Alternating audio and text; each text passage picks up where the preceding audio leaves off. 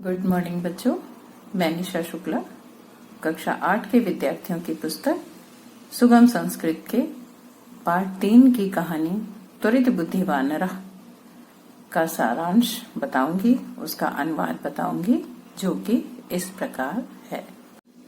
किसी नदी के तट पर एक रक्तमुख नाम का बंदर जामुन के वृक्ष पर रहता था और मीठे मीठे जामुन खाता था।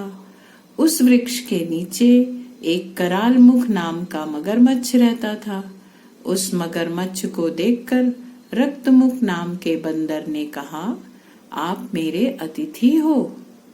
इन अमृत के समान जामुन के फलों को आप भी खाओ। फिर क्या था, मगरमच्छ ने उन फलों को खाया और देर तक दोनों वार्तालाप करते रहे। इस प्रकार प्रतिदिन वह मगरमच्छ बंदर के साथ जामुन के पेड़ के नीचे छाया में सुखपूर्वक समय बिताता।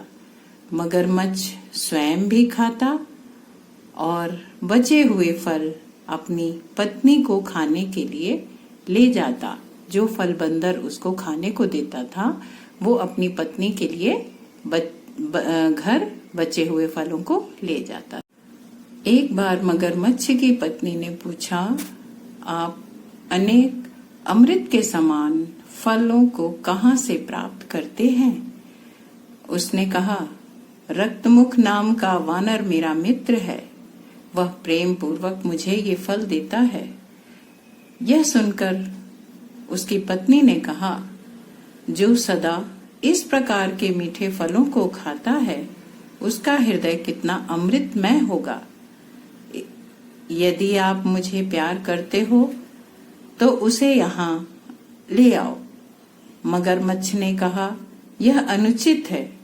फिर भी उसकी पत्नी ने अपनी जिद को नहीं छोड़ा और कहा, यदि आप बंदर का हृदय मुझे लाकर नहीं दोगे तो मैं भोजन त्याग दूंगी और इस प्रकार अपने प्राणों का परित्याग कर दूंगी। उसका निश्चय जानकर बंदर के समीप मगरमच्छ गया। मगरमच्छ ने बंदर से कहा, तुम्हारी भाभी तुमसे मिलना चाहती है, तुम आज ही मेरे घर चलो। बंदर मगरमच्छ की पीठ पर बैठकर नदी के मध्य गया। तभी मगरमच्छ ने सारी कहानी बंदर को कह सुनाई। उसी समय त्वरित बुद्धि बंदर ने कहा, हे मित्र, पहले क्यों नहीं कहा? मेरा हृदय तो वृक्ष पर ही रह गया। तुम फिर से मुझे उस वृक्ष तक ले चलो।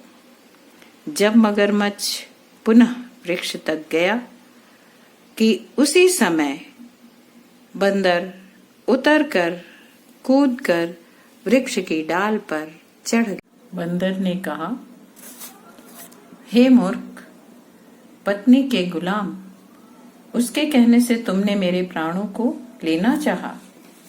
मित्र, अब मेरी तुम्हारी मित्रता खत्म होती है। तुम वापस अपने घर जाओ, क्योंकि अब जामुन के फल पर तुम्हारा कोई अधिकार नहीं है। तुमने मेरे साथ विश्वासघात किया है। इस तरह बच्चों, बंदर की और मगरमच्छ की मित्रता समाप्त हो जाती है और हमें इस कहानी से ये शिक्षा मिलती है कि कभी भी हमें अपने मित्रों के साथ धोखा नहीं करना चाहिए और कभी धोखेबाज मित्र नहीं बनाने चाहिए। किसी से कहने में भी आकर किसी प्रकार का हानि अपने मित्र को नहीं पहुंचाना चाहिए। धन्यवाद।